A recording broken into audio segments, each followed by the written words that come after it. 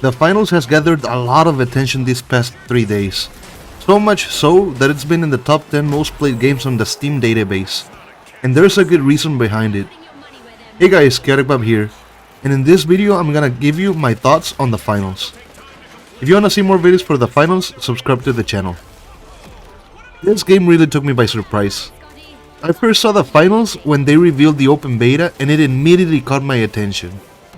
Embark Studios did an amazing job with this trailer. When I first saw it, the character animations, the lighting, and the motion blur on the scene brought me Battlefield 3 flashbacks, and at this point I was already hooked. But when I saw the environmental destruction, that trailer took me back to the Battlefield Bad Company 2 days. If you never played Bad Company 2, this game was, in my opinion, the peak of environmental destruction.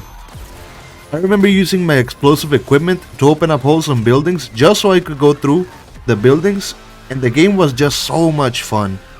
Both Battlefield 3 and Bad Company 2 are some of my favorite games of all time. At this point, I was already hyped for the game. And then, come to find out that Embark Studios is made of ex-DICE developers. No wonder it brought me Battlefield vibes.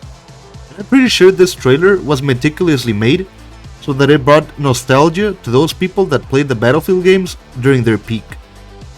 And when I finished the trailer, I then saw the release date for the open beta was on the very next day. So I then downloaded the finals and started playing it, and if you ask me, how would you describe the finals to someone that hasn't played it? Well, my little grasshopper, that's an easy answer. The finals is a mix between Overwatch, Rainbow Six, Call of Duty, and Battlefield. Let me explain. The game feels like Overwatch because it's kind of like a hero shooter. You can choose from 3 different characters, light, medium, and heavy. The difference from Overwatch is that you can also choose from a variety of weapons and equipment per character. And the way that you can identify what each class is good for is easy. Light is your Slayer, medium is the support, and heavy is the tank. It feels like Rainbow Six because you can use the destruction in your advantage. And changing the environment can also change the way that you will approach an area. And as Overwatch, you have your set of characters where you can choose from. The shooting, on the other hand, feels like Call of Duty because it's smooth, polished, and you can easily identify what a weapon is good for, and just by looking at the iron sights, you can tell what your effective range is. And the movement, character animations, and destruction remind me so much of Battlefield. Just by playing it, you can feel that you're playing a DICE game. It's hard to explain, but if you played a Battlefield game before, you'll know what I'm talking about.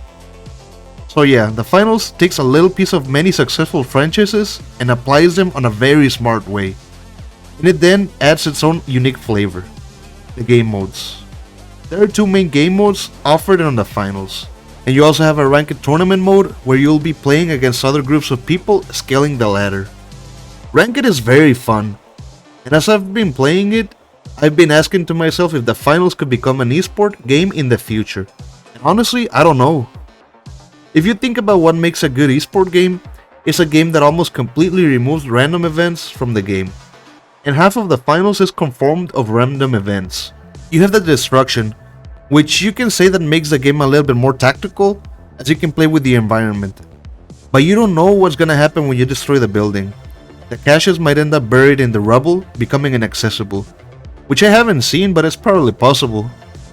And that will give the defending team an unfair advantage. And if it becomes a thing, you will see every cache buried in the rubble when possible. And apart from the destruction, you have the random events themselves. Exploding death kills, low gravity, etc. And I'm pretty sure that on a competitive setting, we'll be able to remove them, but in the ranked ladder, it's still a thing and it adds RNG to the equation. You also have the game having a 3 vs 3 vs 3 vs 3 setting, which adds a lot of variation to the equation as well. But as you scale the ladder, if you reach the final tier, you'll play on a 3 vs 3 setting, which makes me think that if we ever see a competitive scene, it will be on this setting, 3 vs 3 and nothing more. Yes, these things do not help in the finals case on it becoming a competitive game, but it does make it an extremely fun game.